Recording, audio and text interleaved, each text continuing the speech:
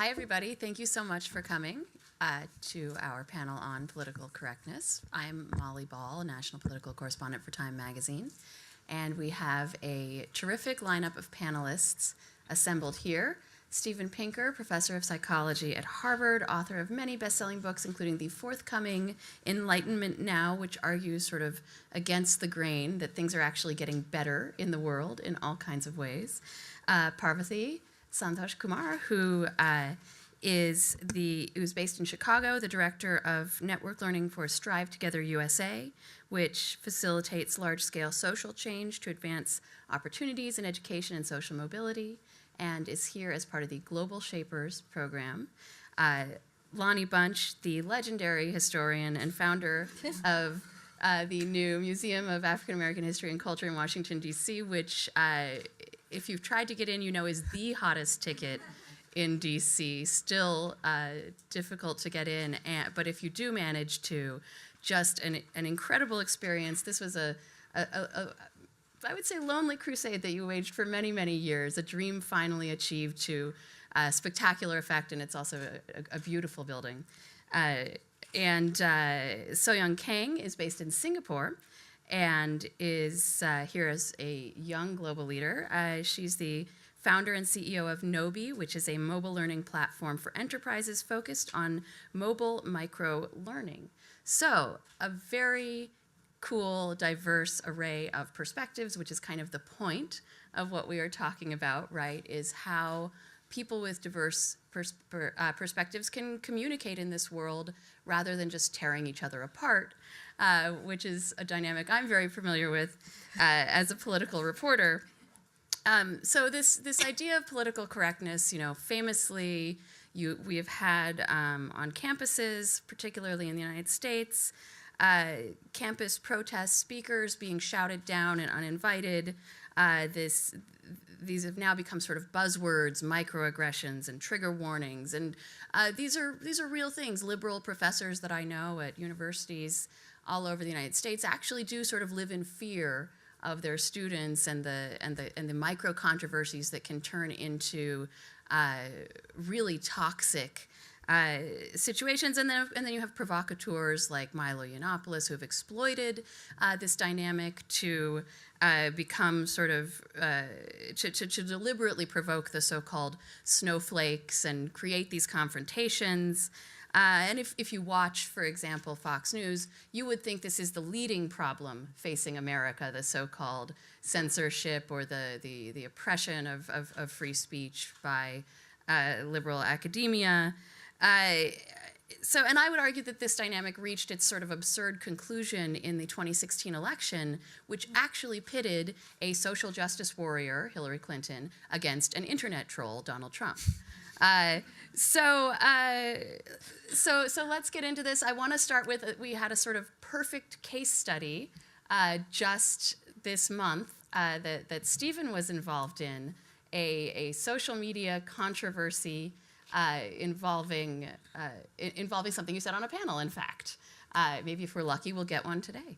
So Steven, can you tell this story in your own words and of how it came to be that you were the subject of a headline on the Nazi Daily Stormer website that said, "Harvard Jew professor admits the alt-right is right about everything." Right, followed by a New York Times article called "How Social Media is Making Us Stupid." There was a panel at Harvard University, excuse me, last fall, on the topic, did political correctness help elect Trump? Everyone on the panel argued that it did, and my own argument was that political correctness, by treating certain facts as taboo, helped stoke the alt-right by giving them the sense that there were truths that the academic establishment could not face up to. Therefore, and by alt-right, by the way, I don't mean torch-carrying skinheads. I mean the highly educated, mostly men, often in tech, who find each other on the internet, often highly literate, these are not kind of knuckle dragging brutes of the kind that we saw in Charlottesville. So I just want to be clear of what I mean by the alt-right. I know they exist because I have seen them among students at Harvard University. They tend to stay under the radar because they know that they would be in professional jeopardy. But to people who say that there aren't any intelligent, literate people in the alt-right, I can testify that is false. And what feeds them is the hidden knowledge that certain facts are just taboo in respectable intellectual circles, and that only increases their own sense of aggrievement and of superiority. Moreover, I think it stokes the most pernicious interpretations of a number of these facts, such as gender differences, such as differences between capitalist and communist countries, such as differences in statistics on crime among ethnic groups, where if those beliefs are allowed to fester in isolation, then people who are aware of them can come up with the most,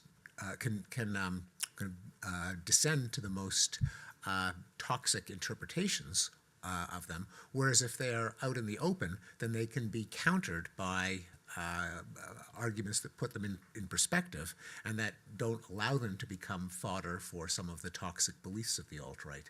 So the talk that I gave was on how we're inadvertently feeding the alt-right and what we ought to do to try to starve them. And then the remarks when they were put on the on YouTube were then doctored by some of these alt-right sites, so that the parts where I said, well, they've discovered these facts that are truer in the record was not followed by, but that they have this perverse interpretation of them. Then that led to there were some alt-right sites that used this doctored video to rather perversely argue that I was in favor of the alt-right, a movement that I absolutely loathe, and which the point of my remarks being, what can we do to combat it? Then I became the target of internet trolls on the left saying, well, this shows that that Pinker was sympathetic to the alt-right all along, and he's shown his true colors. Fortunately, it was a controversy that was pretty much confined to social media, and a number of excellent articles came out in the Times, in the Guardian, in a number of blogs setting the record straight. So I didn't even have to say anything about it. I'd much rather be kind of attacked by social media and defended by the mainstream media than the other way around. But it is a sign of how quickly even a kind of a meta discussion of the phenomenon of political correctness can be turned around by some of the political correctness police to further distort and muddy and indeed make debate stupider, as the New York Times put it. So, but I guess the counter argument to the point that you were making would be, do we really need to be discussing whether the Nazis have a point, or whether the arguments for racism have any legitimacy to them? I mean, in this day and age, ought there not be points of view that are taboo, that don't have a place in discussion? And do we, to some extent, legitimize those points of view when we engage with them? I mean, Lonnie, maybe I'll open this up to you, because so much of your work is about presenting perspectives and points of view and history that perhaps the dominant culture would prefer not to engage with. So what do you think about this question? Well, I mean, I think that if you look at this notion of political correctness, it's an interesting evolution, right? It evolved from a way for people who were anonymous and voiceless to demand a freer and fairer country. And it's evolved into this weapon that allowed people to sort of tamp down the debates and discussions that are essential for a democracy. My notion is, as reprehensible as the Ku Klux Klan is to me, I really feel strongly that we've got to find the space to allow those conversations to happen. Because I look back in the 1960s, there were few opportunities for African Americans to raise the issues that were at the core of who they were suddenly you're allowed to have Martin Luther King or Malcolm X or Muhammad Ali on campuses at the time when many of the university hierarchy said that's not the direction we want to go. So I worry about saying there are certain things that are taboo. However, I feel strongly that debate and protest are at the heart of what we should be doing.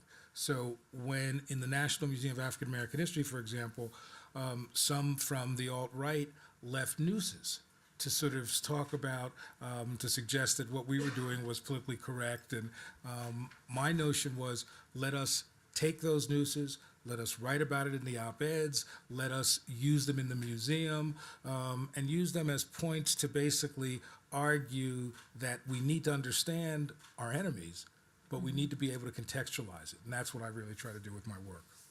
Well, and Stephen, as you mentioned, so much of this does take place on social media, on the internet, where, as you said, Lonnie, the empowering or the giving of a platform to so many people who previously might have been kept out by the gatekeepers of institutions is disturbing to people perhaps in power.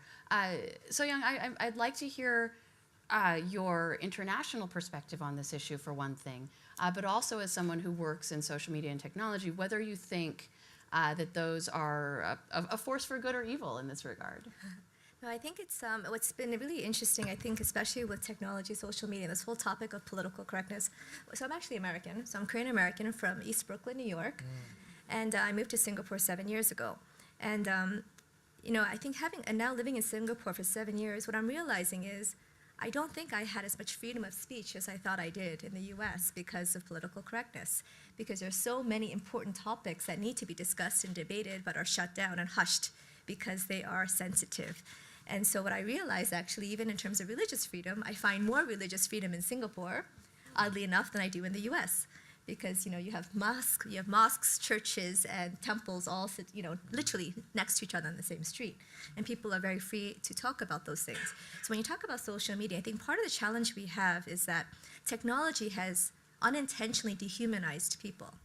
And so what ends up happening is that your soundbite then equals you, the person, the character. Now, if I have a relationship with Lonnie and we get to know each other and then we have a debate, I'm not going to hate his guts because he's a different point of view than me, because I know his person and I think he's a good person and I'll know the whole person versus just that sound bite totally taken out of context. So I think part of the challenge with social media and with Twitter and sound bites is that you don't have the person. It's not a human being that you're talking to. You're debating about a certain point or something taken in one context, and then you actually make judgments. So my big, I guess, worry is around how people are equating a point of view with the person. And technology is actually fostering that. So I wonder if there's an opportunity to start to, to rethink how we engage with humans and understand that your point of view does not equal all of you. And I can disagree with you, and it's okay. I can respectfully disagree and still like you as a human being, where it's so difficult to do that today. Even when you know people. There's so many friendships that have been broken up because of different political views. 20 years of friendship, 30 years, that's absolutely ridiculous. Your views don't form who you are.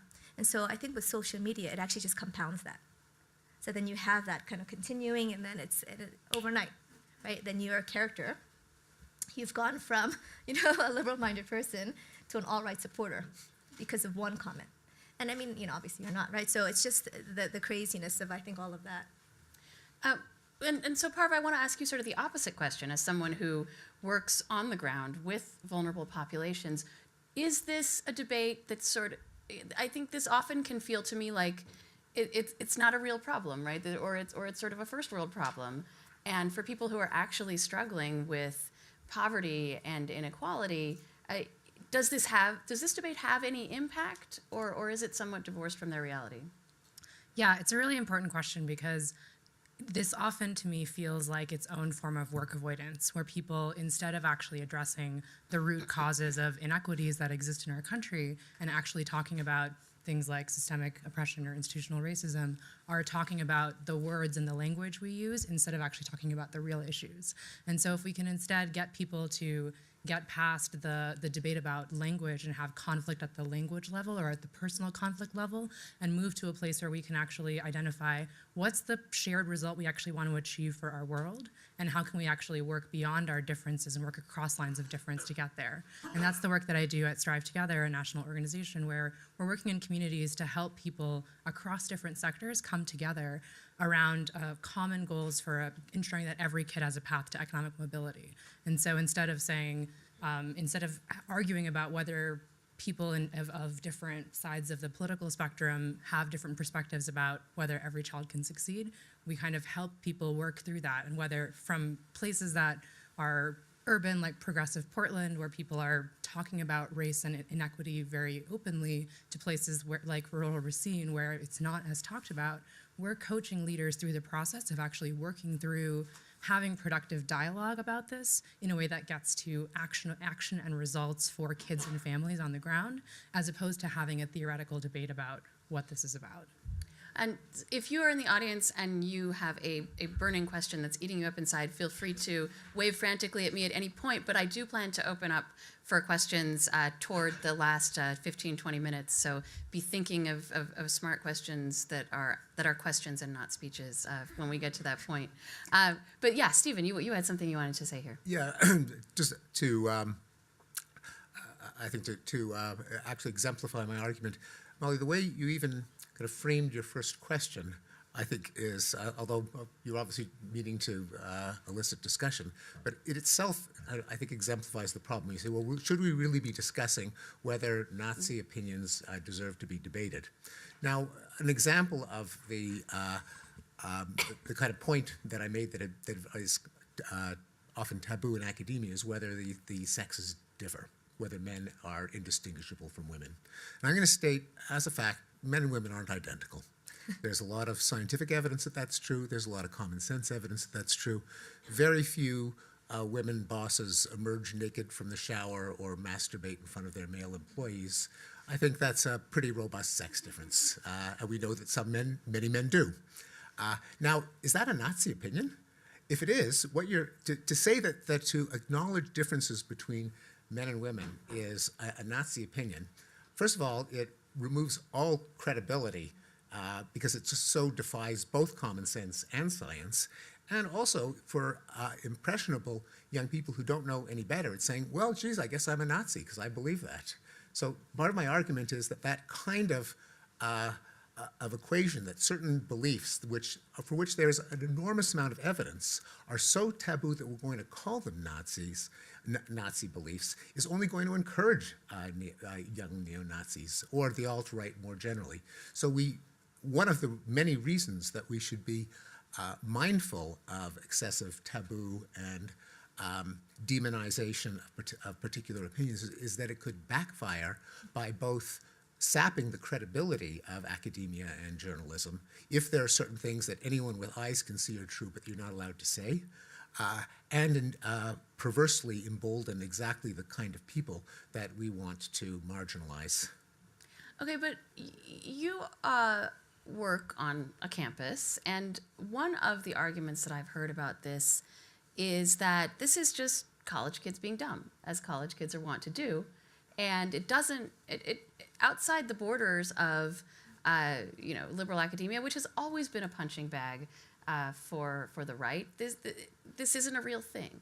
No, it's not just students; it's also professors, and in fact, the professors are often encouraging the students. The students do take their cues as to what they can get away with.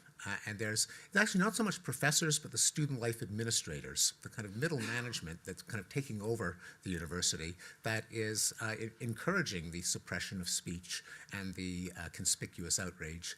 But the reason that it's not just college kids is that it casts into doubt the entire scientific and scholarly enterprise. So I'll give you an example.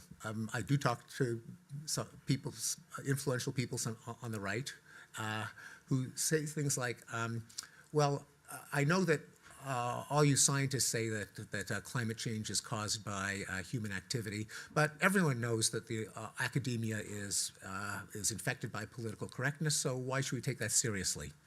And the thing is that if they have a case in certain propositions where there really is squelching of debate, where there is demonization of people who are proposing quite reasonable hypotheses, it corrodes the credibility of the university institutions on the whole. And that's a second pernicious effect of political correctness, together with encouraging the toxic elements of the alt-right. But of course, the most obvious one is that if only certain hypotheses can be discussed, there's just no way that you can understand the world, because no one a priori knows the truth. It's only by putting hypotheses out there and evaluating them that you can hope to increase your knowledge about the world. Yeah, Sam. Yeah, because I think, part of, and I totally agree with you, because I think one of the challenges is just because we don't talk about it or allow it to be spoken, it doesn't mean that those beliefs don't exist, right? So what ends up happening is you could say, yeah, don't talk about your point of view because it actually, I detest your point of view. So then we just kind of stop the conversation. You're going to go off and go develop your own point of view and go talk to people who feel the same as you. And then we'll further polarize kind of different communities, which is exactly what we're seeing happen today. And it's not going to change just because we don't allow people to talk about racism. It still exists. So I'd like to get to the root cause and allow people to talk about uncomfortable situations and be a little bit uncomfortable. I think we're so pressed on being happy, and comfortable all the time and smiling, with people that, deep inside I know have completely different views than I do. And I kind of would like a little bit more honesty and a little bit more integrity and authenticity to say, if you have a different point of view, I'd love to hear it. Let's have a conversation. I will not attack you. Please don't attack me. And let's have an honest dialogue.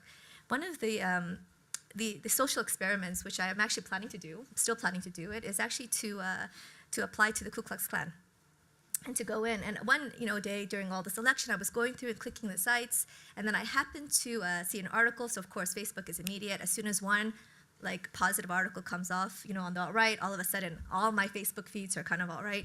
And so I clicked on and I went to the website and I actually went to their code of ethics. And why did I do that? I spent the weekend doing that because I want to understand, what do they believe? What are they saying that's so different from my point of view? And how different? Is it really that different? And what I was shocked to find is I said, I kind of understand what they're saying. And I understand why their appeal is so big, right? Because they're being kind of demonized. And so when you're demonized, you're a victim. You kind of go and you go, I'm going to go find people who are not going to demonize me and who are going to accept me for who I am. And then you start to kind of facilitate that. So I think it's really dangerous when we start to actually prohibit any kinds of speech. And I almost encourage people to be intentionally discomfortable. How are we going to stretch our minds if we surround ourselves with people who think like us, who look like us, who dress like us? How do we grow? I think we grow from discomfort.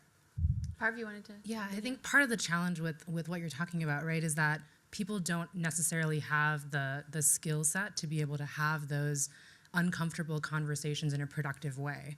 And so part of what we have an obligation to do as leaders is to help figure out how do we empower people to have conversations and get uncomfortable in a way that doesn't continue the polarization. And so particularly because there's such a tendency for people when they're having conversations, you're listening not necessarily to learn, but to win. And so to avoid this dichotomy of having people just having a conversation to get listening only to say the next argument, but to actually get to a place where people can have real authentic conversation about what's actually behind your belief system, that's where we need to do. And so things like helping people understand how to slow down your cognitive process, like use the ladder of inference as a tool to say, well, what's behind that belief that you have? What's the data? What's the evidence? But to get there, you have to have the patience with people, and people aren't necessarily always there, particularly in a social media context. Especially, yeah. But in some ways, it's really, in my mind, there's two big issues. One is the social media impact, right? The fact that what was once a ripple becomes a wave, becomes an avalanche as a result of social media. I think about when we opened the National Museum and I began to anticipate what I was going to be attacked by. I was stunned that the biggest attack was social media from the right attacking the museum about Clarence Thomas, arguing that the museum was run by left-wing historians. Well, that's true. But that the notion was that using that was a conscious decision to say there's only a certain part of blackness that's acceptable, and that black conservatives like Clarence Thomas aren't acceptable. And suddenly the right regardless of race, really use social media to attack the museum and to attack its credibility on that. And what was so fascinating to me is that we would get hundreds of emails a day, and we had to really put in place a whole strategy to handle that. Whereas it would have been a ripple that I would have handled with an op-ed, suddenly it was something that we had to plan a whole media strategy. So it means that even ideas that really aren't worthy of real long debate, you have to address. The other issue for me, though, is that what I worry about most about not having these debates is the idea that the most important thing I think educators, whether they are on campus, in museums, can really do is help the public embrace ambiguity. I think in some ways, the notion of ambiguity, of not settling for simple answers to complex questions, is really the key to a good democracy. And I would argue that that is the goal we should be striving for, and that often a lot of our debates around political correctness really allow us, as you said, to talk to people of like minds, to not have that debate and that ambiguity. In essence, what we're really asking for is for people to be comfortable with the tension that comes from sort of freedom of speech, but also the responsibility to listen. It is, though, easy to. I mean, your anecdote about the nooses is so chilling, and so many of these conflicts disproportionately affect the people who are already victims of systemic injustice. And it's easy to say we should all be made uncomfortable, but when the people who are being made uncomfortable are people being traumatized by having, a noose put at their door, which feels a lot different, I think, if you're an 18-year-old college student on financial aid who's on a campus for the first time. Are we comforting the Nazis and afflicting people of color when we turn political correctness into the subject of debate like this? I don't think it's about accepting, right? So I think that's maybe the where I'll kind of disagree with, kind of the way that it's being positioned, to allow someone to disagree or to create space and a safe space for people to have different points of view doesn't say I agree or I approve what you're saying. I mean, the whole idea is that, for example, in the news situation, which is absolutely horrible, and it's to take them away doesn't negate the fact that there are people who actually believe that, right? So you can, and so I think that when you almost can use that to actually spark debate. Like for those people who send you the emails, like invite them to coffee. Like it'd be kind of cool to just invite them all into a room and have have coffee, and as human beings and just have conversations. Like, why do you believe what you do? And it's that whole thing of asking questions and asking the why questions. So for me, I think a big part of it is critical thinking. I think if we can develop and kind of encourage people to be really critical and they're thinking about everything, how do we know what we know? Do we actually know what we know? Even our points of view right now, we're sitting in this room largely, I would assume most of us have probably similar points of view. Maybe I'm wrong, because if I am, I'd love to hear you ask a really different question, right? Because if we start to encourage each other to ask these critical questions, why, where do you come from, and we can humanize the conversations, then we start to actually separate just the what from the why. And I think part of the challenge is we debate at the what all the time. Short what's. But we don't get a sense of why they feel that way. And sometimes when you hear the stories of why they feel that way, it kind of changes actually the whole context of that conversation. And I think for me in technology, I run a mobile platform, and part of what I've been doing actually is causing people to think. I don't think learning and education should be a passive experience. And part of my, hope for education and educators is what you do in the classroom, but then to use technology to do the same thing, which is teach people how to think. That's probably the most valuable thing that we can give to this generation and to society, is the tools to be able to do that.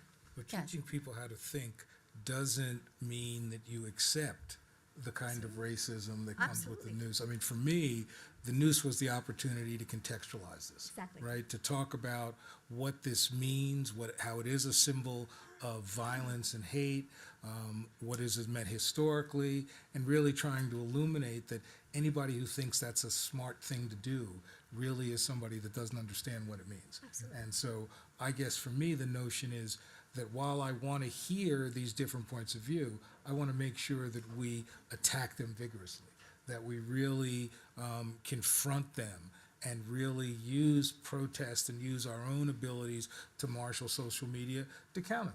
Because I think that's really important.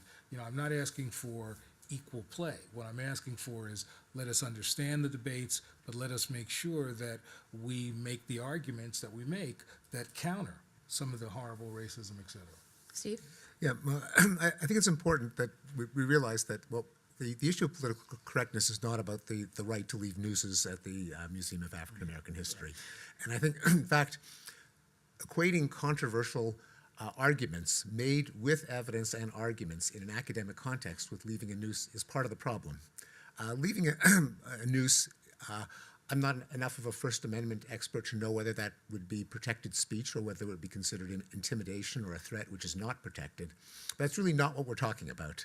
We're talking about, say, advancing hypotheses on why the homicide rate increased in the United States in the past 2 years, and was it a result of police withdrawing from active policing, the kind of thing that Heather McDonald was shouted out of the room for arguing.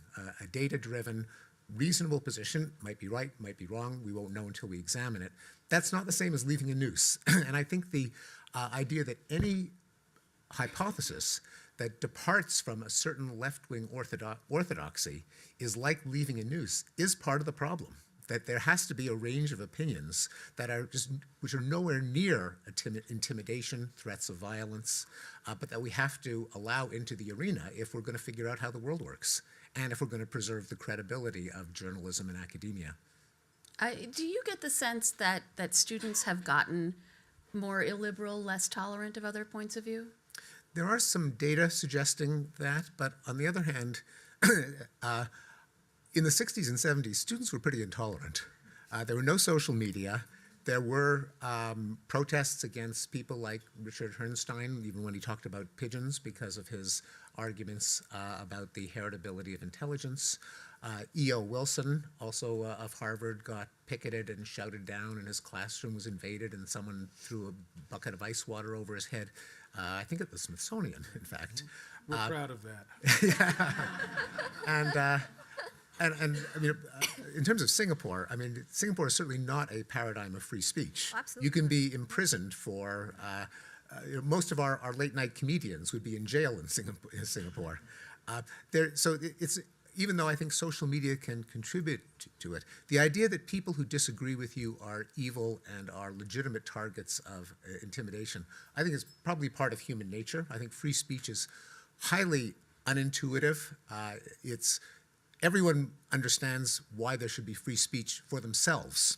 The idea that there should be free speech for people that you disagree with is a major accomplishment of the Enlightenment. It's one of the things that America should be proudest of. It's deeply unintuitive, and it's constantly going to be pushing back against the conviction that we all have that everything that we believe is obviously correct and obviously immoral, and anyone who disagrees with us is obviously stupid and obviously evil. Yeah. Social media amplify that, but I think that's deep in human nature. Well, and social media in a lot of ways has just made people confront each other in ways that they otherwise wouldn't have to do in the real world. And sort of one of the arguments really of the alt-right is that humans are inherently tribal creatures who prefer to be around their own. And we have unnaturally forced diverse populations together, which inevitably creates conflict. I mean, Parv, do you see a way forward in helping people coexist in a diverse society in a respectful way, or does that just go against our grain as humans? Right. I think part of the mental model that needs to shift is that that all conflict is bad in some senses. That part of this debate is that this is a byproduct of us becoming a more multicultural society. That people have to figure out, how do we behave with people who don't look exactly like ourselves? How do we create a culture of inclusion in our communities? And to do that, we have to help people manage that process, and thinking about the opportunities that we have to help people work together and talk across lines of difference. They're like creating convening spaces for that, and because it is the way of the future. We're here and talking about the fourth industrial revolution and what it offers and the possibilities and how we need to continue to. I feel like inclusion is coming up over and over again as a theme in many of the conversations that are happening here. And so this is kind of an obligation that I see that we have and that we have to take action. So, Now, it's really interesting. I just had a thought as you were sharing that, we're talking about this topic, right, about like listening, and we're talking at a very, very intellectual level. But actually, why people get pissed is actually at a heart level. It's at a very emotional level. And so I wonder, even in our dialogues, if we can connect with people at the heart level, we have much more of a chance of connecting with another human being and actually developing empathy. See, part of the challenge is that the starting point already is you have a different point of view than me, so we're going to figure out how we're going to debate and actually win, right? And prove you wrong in what that is. And at that level, like, no one's going to win. No one emerges actually as a winner. You start to intellectually kind of attack each other versus empathy. And I think if we need a lot more empathy. And so I think part of having different communities come together, I think has to start with empathy and not with the head. And so I think we're almost like, in terms of the way that we're approaching, it maybe need to rethink the idea of political correctness. Maybe it's around political empathy, right? Or it's about how do we actually try to put ourselves in other people's shoes and try to walk and understand where they're coming from a heart level. That is, I think, the closest thing we have to actually having respectful disagreements and respectful dialogue. Because if we stay at this level, the whole time you're kind of in war mode, and I'm going to try to over-intellectualize and basically intellectually beat you. The curiosity is, sorry. Yeah, go ahead, yeah. The curiosity is super important. And I think what's also important is that people don't feel like you have to agree on everything to be able to work together. Because I think often what people believe is that we have to get past every disagreement and conflict before we can actually work productively together.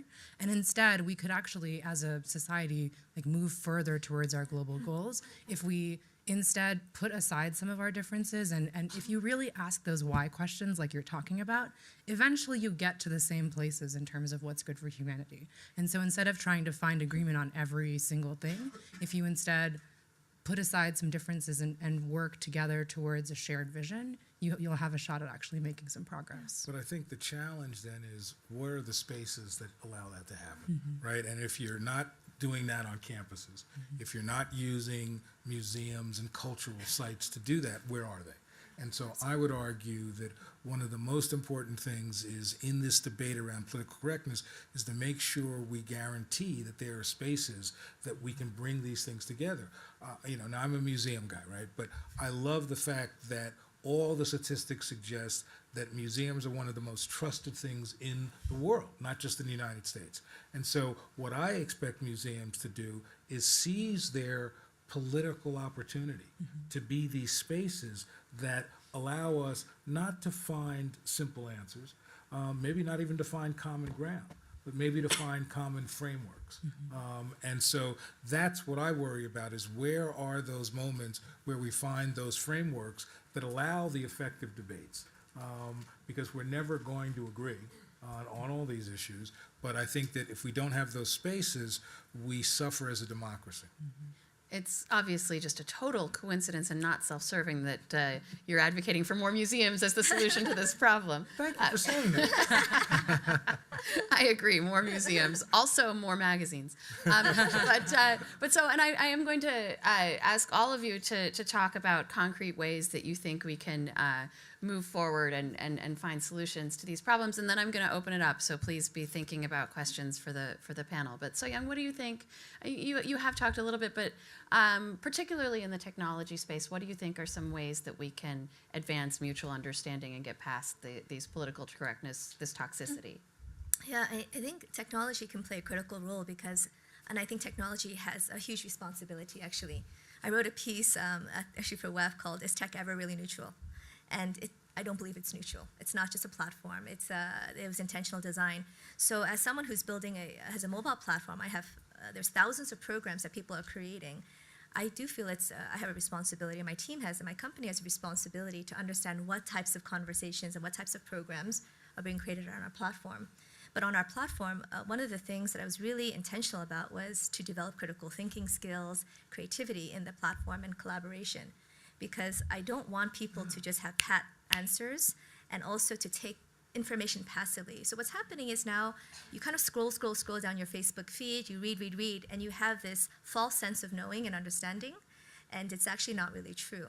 And so almost going back to the Socratic method of actually asking the why questions, we actually do that on our platform. We actually say, you've read this article, you've heard this thing. What do you think?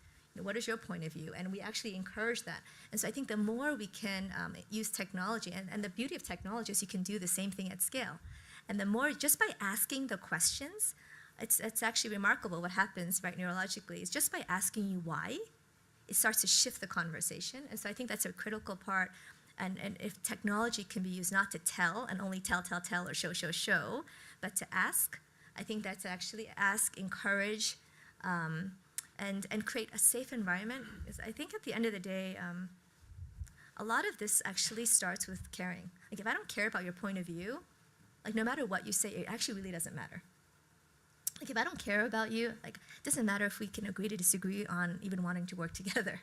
Like I kind of have to care and want to work with you first, and then I'm willing to overcome the differences. And so there's something that a technology can be used to do that. I think that's actually really huge.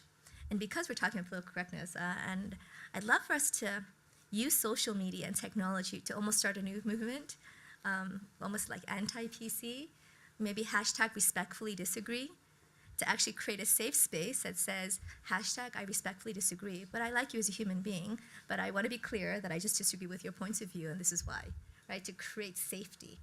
And it's almost like the combination of the human and the point of view versus the dehumanization, which is a technology is neutral, like it can be used both ways, right? So if we decide to use technology in a way to actually rehumanize, I think we can. And that's actually the power, because it's just what we as humans put on it, right? And how we use it. So I think there can be more intentionality in order to really encourage respectful disagreements. Well, and Lonnie, you've talked about some of the difficulties, the controversies that attended the opening of the museum, but in general, do you feel it's been a positive story? I mean, the outpouring of attention and acceptance of the museum, has that been encouraging to you? It really has become that safe space where there are very few places, for example, where we cross racial lines, right? In this museum, 45 to 50% of the visitors are non-African American. You find then these opportunities time and time again for people to come together around some of the most horrible things that we may show in the museum. But it gives people the sort of freedom to cross those lines and discuss. I'm an optimistic historian, right? Come on, I grew up being called names that amaze me that I didn't punch everybody in the face. And what I'm struck by, though, is a belief that looking at history tells us that it is not without struggle, it is not without loss, but boy, if people are willing to come together to take the risk, you change a country. And so I think that when I see people come together in the museum or throughout the Smithsonian, I'm optimistic in part, not Pollyannish, but optimistic because people are seeing relatively unvarnished truth, and they're taking that and saying, we can do better. We have done better. Parv, are you also an optimist? And where do you see progress in this area? Yeah, I would definitely classify myself as an impatient optimist here in thinking that we have made a lot of progress, but we have a lot more work to do, and we can't wait to start working, to continue working and accelerating the progress that has been made. And so I think personally we have an obligation to be lifelong learners and not just in our bubbles, right? And so how are we seeking opinions outside of ourselves and listening and learning and continuing to ask ourselves why and trying to avoid our own confirmation bias and confront our own implicit bias as well.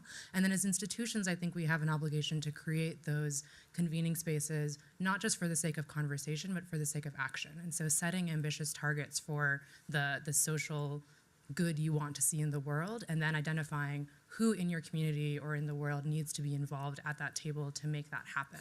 Not just the ones that you always agree with, but everybody who has a contribution to play, and then figure out how can we productively align these contributions in service of reaching that ambitious target. And Stephen, this debate having been percolating for several years, and really in a lot of ways, it's a flashback or an echo to the speech code debates of the '90s and even before that. Have we figured it out yet? Have campuses and the broader public debate found ways to fix this? Do you see a way to fix it? I think the rationale for free speech has to be articulated. It can't just be a shibboleth. It can't just be a label for something that some people think is good, some people think is bad. But as part of our educational system, we have to remind people of why the principle of free speech was hard won, why it does go, the reason that we need it is that humans are highly fallible. Most of the things we think are right, history will show to be wrong, and that a lot of human progress was advanced when people voiced heterodox opinions in the face of opposition, and that what we enjoy today is the result of politically incorrect opinions of yesterday. In particular, it's crucial that free speech not be allowed to become a right-wing issue, and I think that is the biggest danger. Once it is, then we're really in trouble, because people's beliefs are so determined by their political allegiance, by their tribalism, that if free speech becomes associated with the right, then campuses and a lot of media will just abandon defending it. So I think we have to remind people of how restrictions on free speech, the political correctness of the past, was often used by the right to suppress the left, and that advances such as civil rights, such as the anti-war movement, crucially depended in their time on what used to be considered politically incorrect, and that was only voiced because there was enough of a commitment to free speech that they could be expressed and then carry the day. In the opposition to the war in Vietnam, opposition to Jim Crow laws, and so on. Conversely, it is in societies that enforce their version of political correctness that you get descent into totalitarianism, such as in Soviet Russia and Maoist China and Nazi Germany. They all began by criminalizing speech. That just has to be part of the knowledge of any educated person, has to be part of the conventional wisdom, not just that free speech is a good thing, but why it's a good thing. And to your point about things getting better all the time, my parents attended the University of Wisconsin-Madison in the 70s when there were literally bombings and people dying in campus protests. So this idea that just because some kids are marching around and are mad and at the cafeteria food, that this is a crisis, maybe it's not so bad. I'd love to throw it out to the audience. We'll start right here in front. If you can tell us, there's a microphone coming up. If you can tell us who you are and where you're from, and then your question for the panel. Thank you very much. Paul Sheard from, I'm an economist, S&P Global. Two things that always kind of sort of strike me as not being very productive, and maybe pernicious was a word that was used, is using labels, putting labels on people, putting people in boxes. People say something and automatically they're labeled something. That doesn't seem to be helpful. The other is this rush to judgment, 24/7, cable TV, social media, etc. That before we've had a chance to even understand what the context is, what the facts are, etc., people are out there making conclusions, putting people in boxes. How do we push back? Or, do you agree that those two things are actually quite pernicious? And sort of how do we push back against those factors? Now, the problem is putting people in boxes, probably a pretty strong human heuristic, and saying that I don't know, I need to think about this more, doesn't exactly sell newspapers and attract eyeballs. But how do you push back on those? Selling newspapers, by the way, very important. But a phrase, a buzzword we haven't used so far is identity politics, right? And this is also something that gets thrown around a lot. It's important for people to assert their identities, right? I mean, we have to allow people to do that without this rush to judgment. Would anybody like to take that one?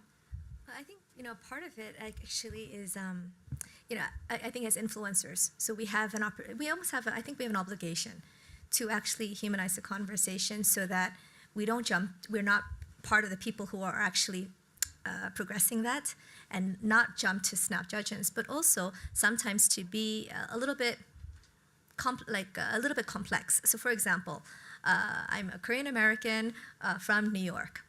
we're all good at math, and there's all kinds of stereotypes that you can put against Korean Americans. I don't know what they are, but whatever they are. And so the more I actually can talk about things that are almost totally contrary to what people would stereotype, and use my social media platform and use our kind of influence to actually start to change those narratives and tell more holistic, complex stories of people, I think the more difficult it becomes to actually box people in.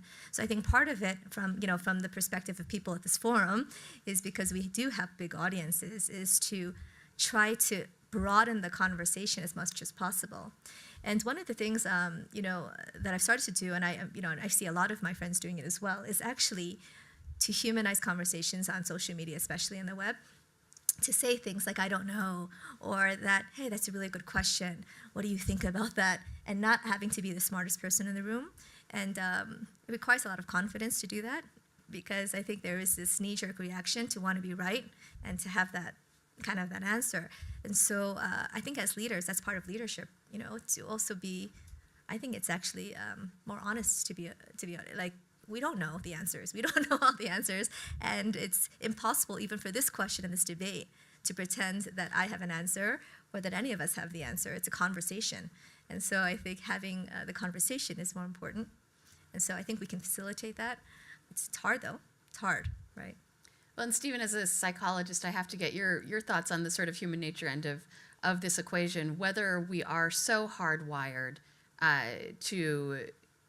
Can we see from outside the perspective of our identities, or are we, just inevitably, we're judgmental beings, right?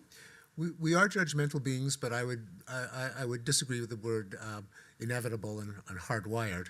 Simply, I think that what it means is that it's always going to be a struggle, that we can never take free speech for granted, because it does go against human nature. On the other hand, human nature also includes the ability to abstract away from things, to understand principles like free speech, to be reminded and persuaded about why they're good things. What it often will involve is, even within each of ourselves, to suppress certain instincts that bubble up as a first reaction, as the snap judgment, and think, well, gee, maybe I should think twice about my own conviction, and before I leap to an accusation, maybe free speech, or maybe just the ability to stand back and consider the other person's view, gee, maybe that should apply to me too, not just to the other guy. So I think it'll always be a struggle, but I don't think it is that it's hopeless, that the dark side of human nature will always win. Yeah, let's go over here. Second from the back. Yes. Thanks. I'm Jennifer Pucciari. I'm a professor at INSEAD Business School. So a lot of the things I heard the panel talk about were political correctness between groups, right? So the academics versus the far right, or the Americans versus other nationalities. What I'm concerned about is political correctness within groups, and particularly at the moment with the Me Too movement within women. So in France, we had a lot of women put forward a big newspaper article in Le Monde putting a different viewpoint across, and they were totally slapped down by women saying, we should all have the same opinion, we should all bring together. So I'm interested what you think we can do within groups to stop this issue of political correctness. Great question. Who would like to tackle that? Yeah.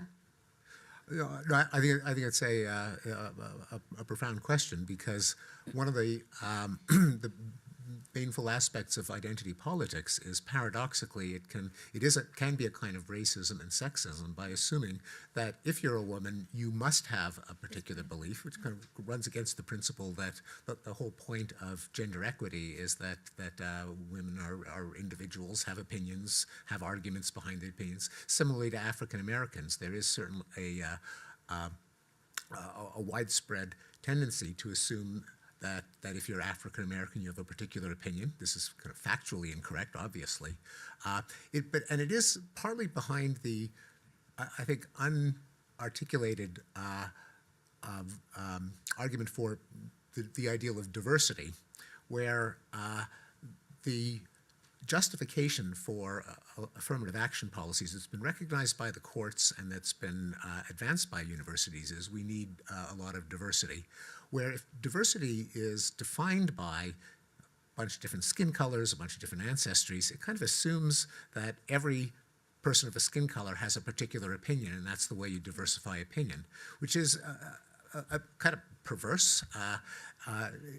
diversity on campus has often been ridiculed as people who look different but think alike.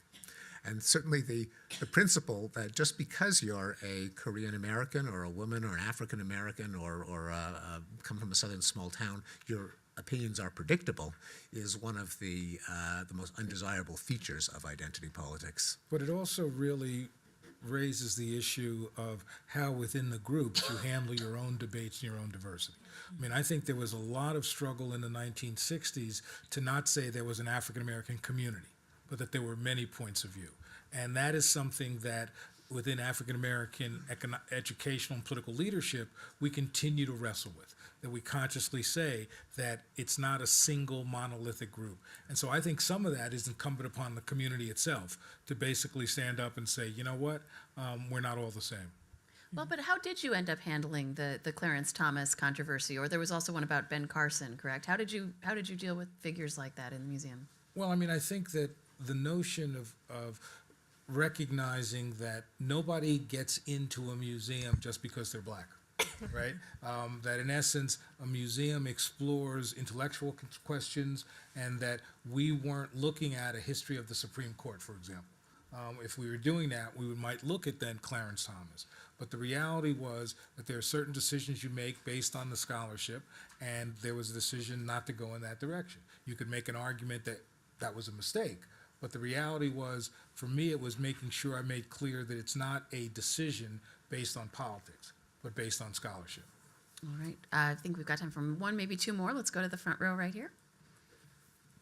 So building off of that, Lonnie, and then building off of the question about the Me Too movement, if you think about the egregious sexual violence that sparked the Me Too movement, and you think about the nooses, right, that we found at the Smithsonian. My name's Molly. I work with Lonnie at the Smithsonian.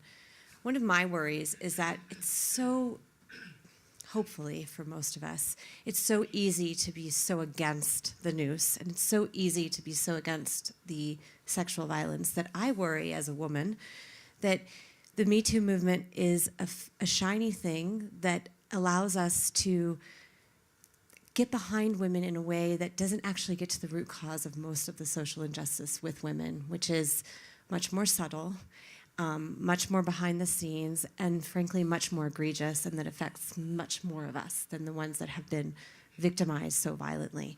And so I wonder how, Lonnie, for example, when you think about the noose, how do you use the noose, or is there a way to use the noose or to use sexual violence in order to open up the conversation that's more difficult about kind of these really horrible ways that we are slighted in less obvious ways that maybe are no less damaging?